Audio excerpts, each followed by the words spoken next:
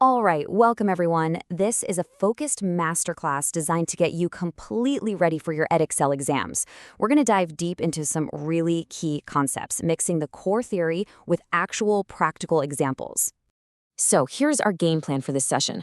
We're going to kick things off with price elasticity of demand using a real case study. Then we'll switch gears to income elasticity and see how it works with some real-world data.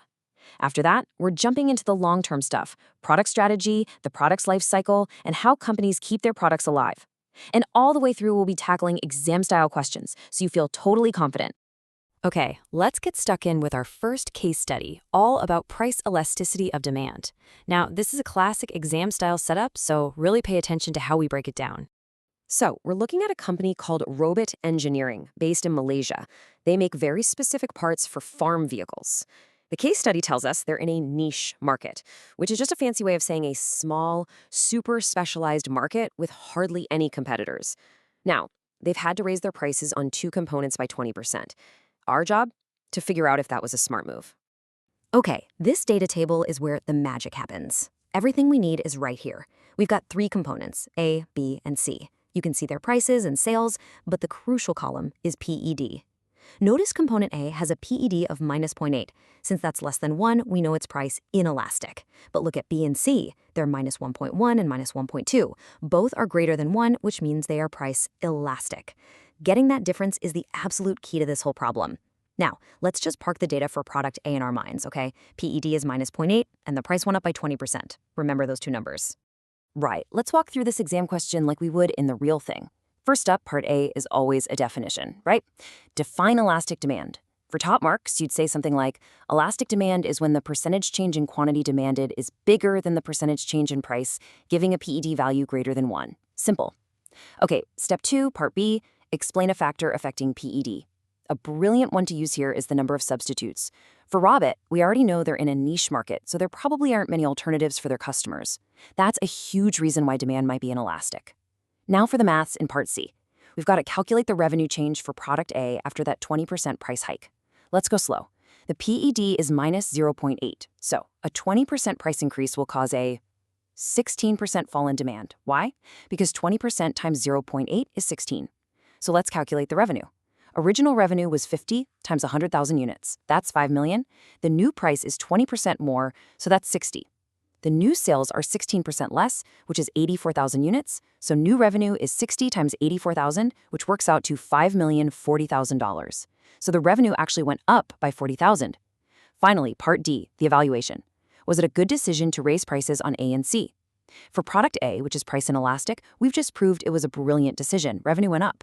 But what about C? Its PED is minus 1.2. It's elastic.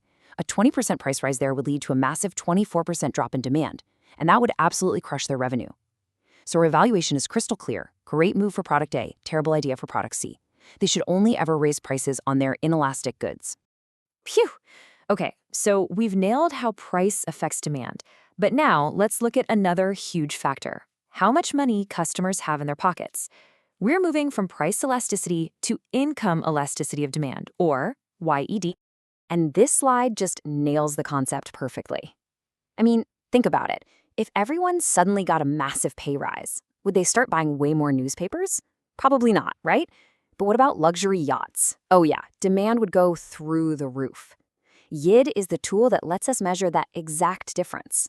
So let's lock in that official definition for the exam.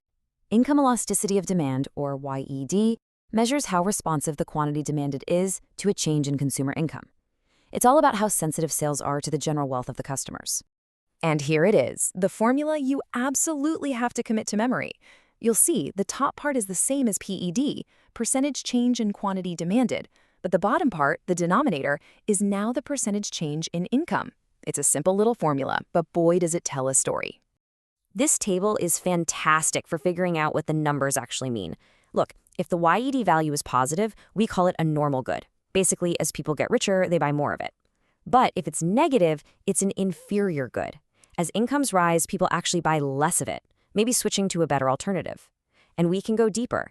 If the positive number is bigger than 1, like product Y, it's a luxury good. It's income elastic. If it's between 0 and 1, like product W, it's more of a necessity, income inelastic.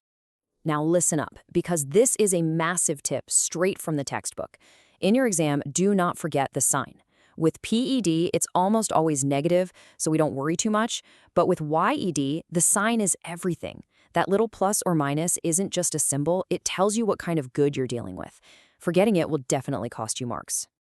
Okay, enough theory. Let's put this into practice with another real-world case study. This one's about the massive boom in Chinese tourism and how it connects to the country's economic boom. First, let's set the scene. This chart shows China's GDP, a measure of its national income between 2010 and 2015. I mean, just look at that. It pretty much doubled in just 5 years. That is a staggering increase in wealth and, for many people, disposable income. And now look at this. Over the exact same period, the number of Chinese tourists going abroad more than doubled too. It shot up from about 57 million to 135 million. Now, when you see two charts like that in an exam, income soaring and demand for a luxury like travel soaring right alongside it, your YED brain should be screaming.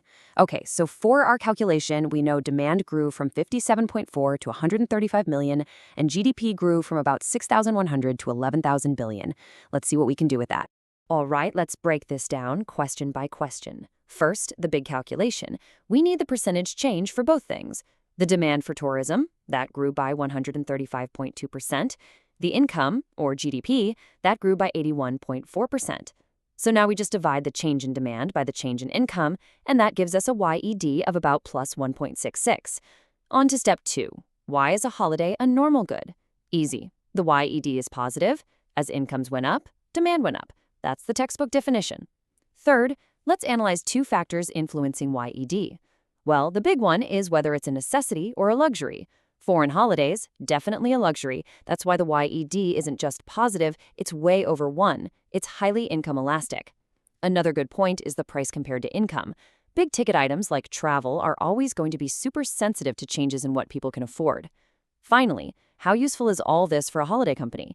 Incredibly useful. It's like a crystal ball. It lets them forecast demand. If they see an economy is booming, they know it's a great time to expand there. But if a recession is on the way, they know demand is going to fall off a cliff, so they can prepare. It's a vital strategic tool. Okay, we've seen how elasticity helps with pricing and forecasting. But things change over time, right? A product gets old. That brings us to our next huge topic: how a business manages a product over its entire life, from birth to death. We call this the product life cycle. And this timeline, well, it tells the story of pretty much every product ever made. It starts in development, loads of costs, 0 sales. Then comes the introduction, or the big launch, where sales are slow and you're spending a fortune on marketing. If you're lucky, you hit the growth stage and sales and profits take off. But eventually, things level out at maturity. Sales peak and everyone's copying you. And then finally, every product hits decline and sales start to fall. A business has to know exactly where its products are on this journey to manage them properly. So, if that decline stage is inevitable, is that it? Game over? Not at all. This is where extension strategies come in. Tricks to keep the product in that profitable maturity stage for as long as possible. And we're going to use an absolute legend, the VW Golf GTI, as our case study. So, a business basically has 2 main playbooks here. First, they can tweak the product itself, update it, improve it, give it some new packaging. Or, second, they can change the marketing around the product. Find new ways for people to use it, find new markets to sell it in, or just run a massive new ad campaign to get everyone excited again. And if you want to see a company that is absolutely master changing the product, look no further than Volkswagen. I mean, look at this.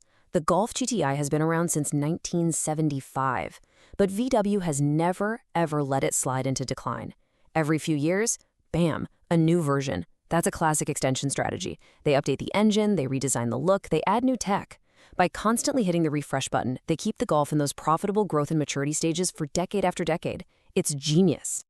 Now, managing one product's life is tough enough, but what if you're a giant company like Nestle, with literally thousands of products, all at different stages of their life?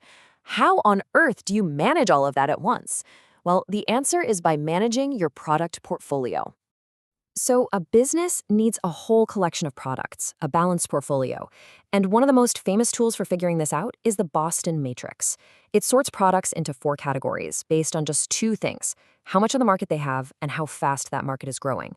You have stars, high growth, high share. They need tons of cash to keep growing. Then you have cash cows, low growth but high share. These are your established winners that just make tons and tons of money, and that money gets used to fund your stars and to bet on your question marks. These are high growth but low share. They have potential, but who knows? Finally, you have your dogs, low growth, low share. They're not really going anywhere. The whole strategy is to use the money from your cows to turn your question marks into your next generation of stars. Okay, time for a quick fire checkpoint review. A product has a YED of minus 0.9. Is it a normal good or an inferior good? What do you think? The key is that negative sign. And negative YED always means it's an inferior good. When people get richer, they buy less of it. So to finish up, here's the big idea I want you to take away for your revision. Don't think of these topics as separate boxes. The real strategic magic happens when you connect them.